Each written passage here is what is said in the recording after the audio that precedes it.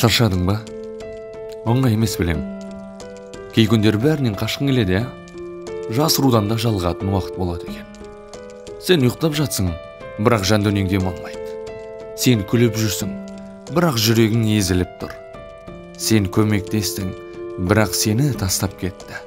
Сен құрметтедің, бірақ сені қорлады.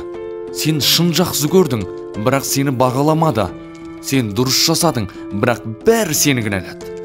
Сен үндемедің, өйткені үніңді ешкім естігісі келмеді. Бірақ тыңда, сенің көргенің бекер емес. Сенің көз жасың жерге тамған жоқ, ол дұға болды. Сенің шыдамың періштелерді таңғалдырды. Сенің үнсіздігің Алланың алдында айғайдан да қатты. Ол көріп тұр, естіп тұр.